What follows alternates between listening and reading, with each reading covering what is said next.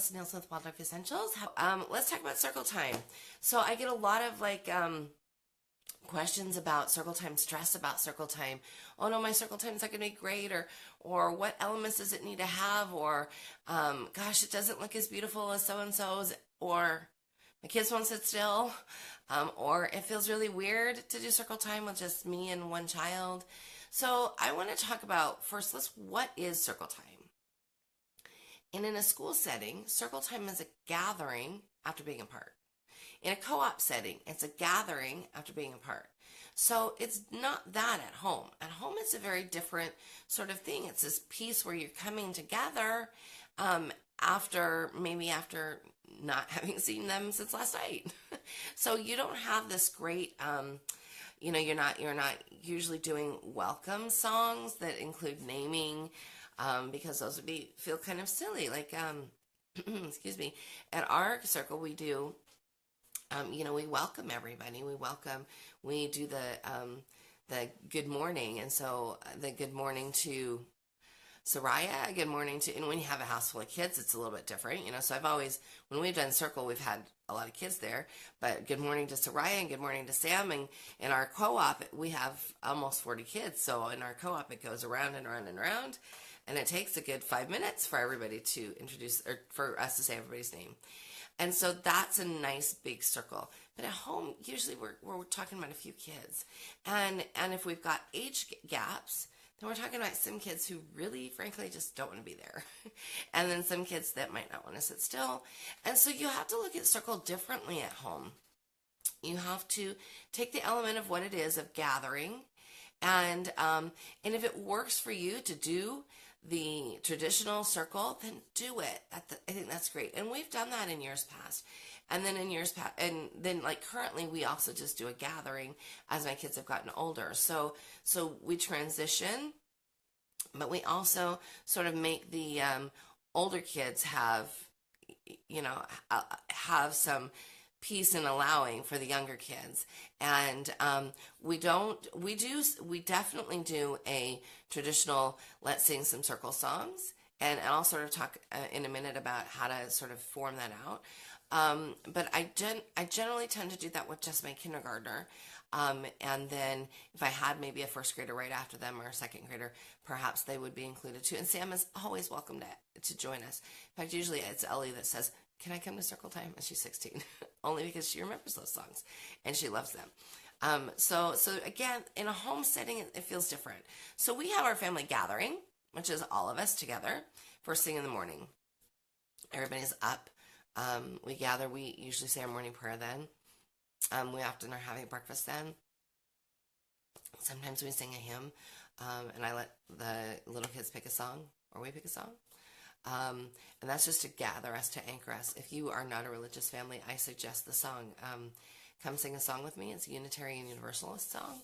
It's a beautiful, beautiful way to sort of gather together, one that we've sang for years.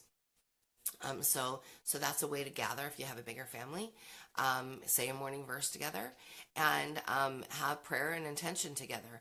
If you've got older kids, this is a really great way to anchor your day, and that's sort of what a circle is to be able to anchor you together.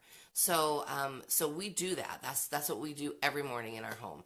When we don't do it, it feels the day is off, and we come together for that piece.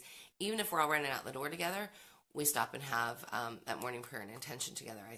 I find that incredibly important. I think it's important for an adult to sort of lead that part of the day.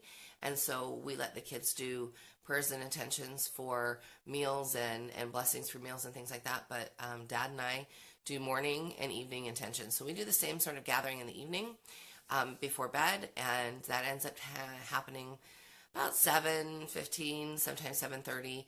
And now that we have a teenager that's gone a lot, it's often just us and the little kids.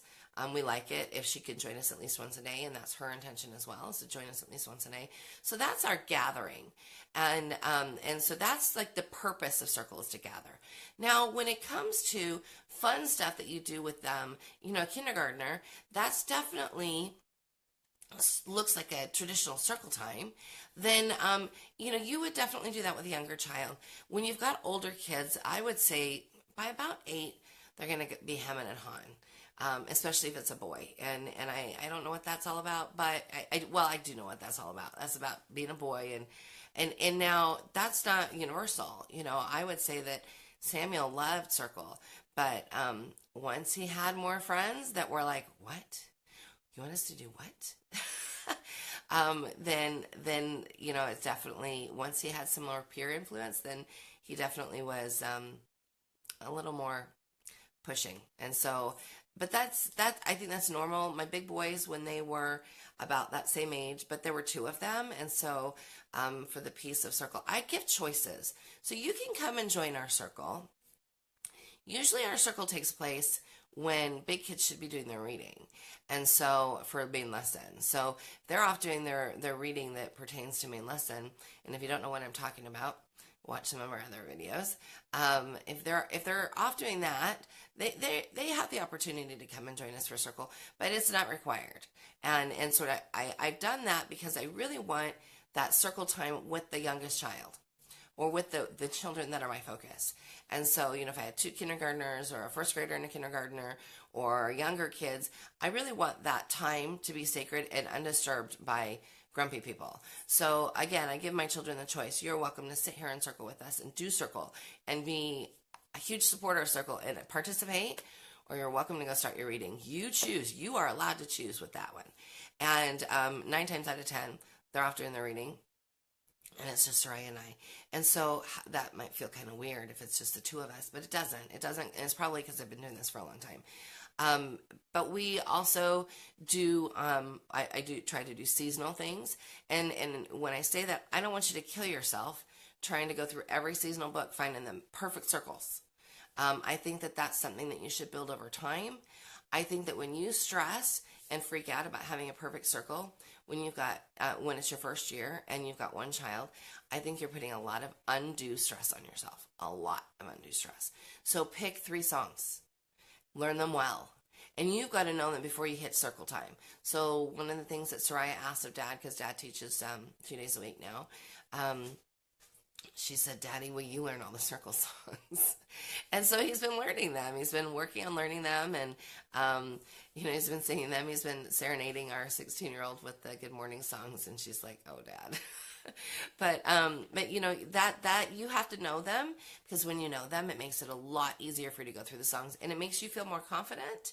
And so then it also helps, sort of helps that all of that along. And in doing that, you're going to have more fun with your child. So, and so I have moms say, but I really don't sing. And you know what? You do. And you should. Your children love your voice. They've heard it since they were in the womb. And so you just got to practice, and you have to be willing to practice and willing to put that forward. Excuse me. So pick 3 songs to start with, and then just pull in a storybook. If that's your first circle, that's great. That's amazing.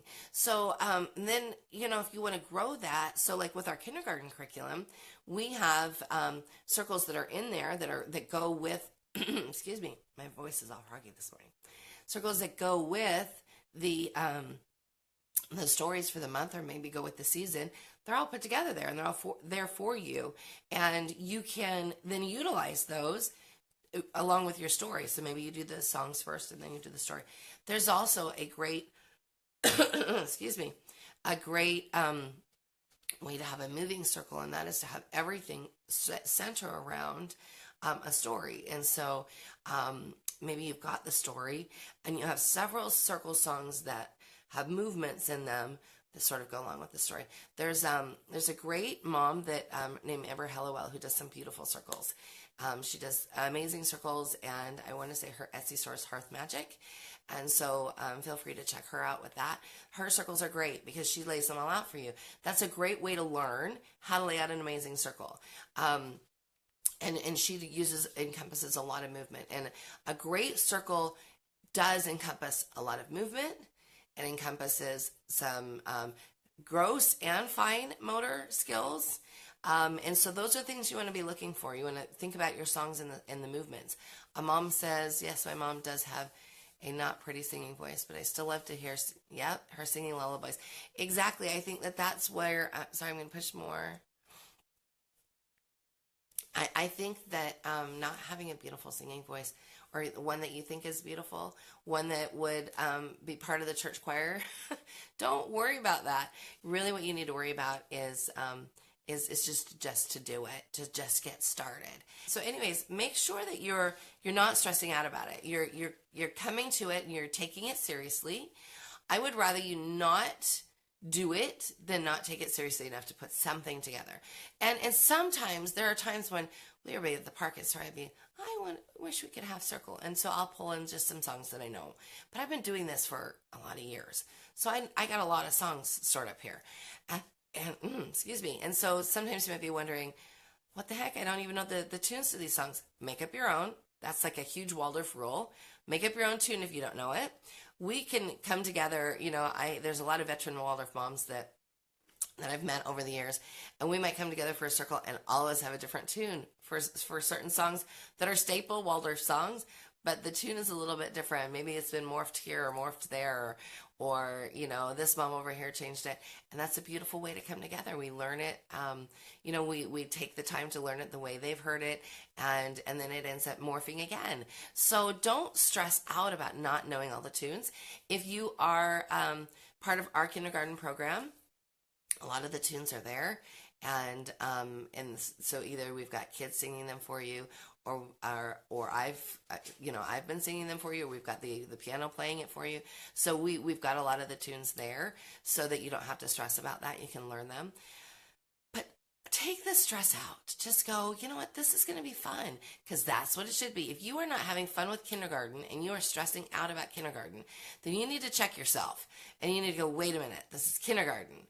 I need to have fun with this and really have a good time, because your kids know if you're not having fun.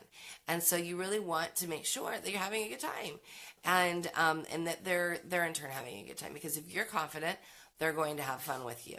So keep that in mind as you're creating your circles. People ask me, how long do they need to be? I always have extra songs, but in my head, I'm thinking, we're going to do maybe 4 songs.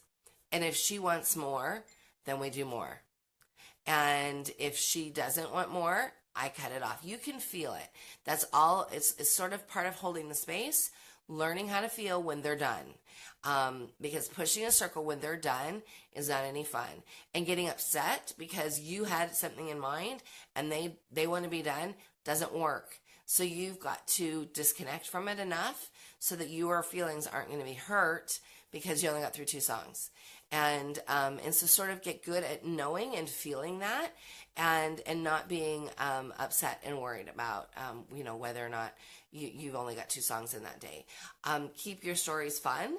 I like to use either picture books or chapter books that we're working on in our circle, or original stories. That's a great time to use if you're using our Super Sam stories. It's a great time to tell a Super Sam story. Is maybe maybe you're doing a few larger movements pieces, and then you're doing the story, and then you're closing it off with some other larger or smaller movement pieces. Those are great ideas. There are no hard and fast rules. I would just experiment and have a good time with it. And then, sort of in that experimenting, you'll find a formula that works for you. And again, remember that don't discount your bigger kids, because they may want to join you. And my only rule is that you have to have fun with us when you join us.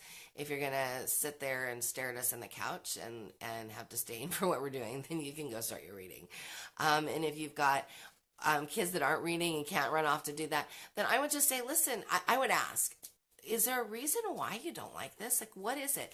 Is it that you feel silly singing? Because that's a complaint sometimes. And then I go, you know what? I feel silly too. But silly is good. Let's have fun together. Let's be silly together. Don't you love it when mom is silly with you?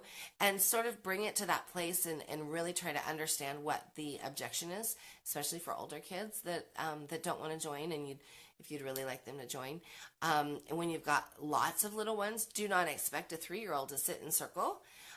Definitely, if you've got a 3-year-old, do the songs, do the finger plays, and then maybe have them sit in your lap for your story, just to sort of help ground them and anchor them.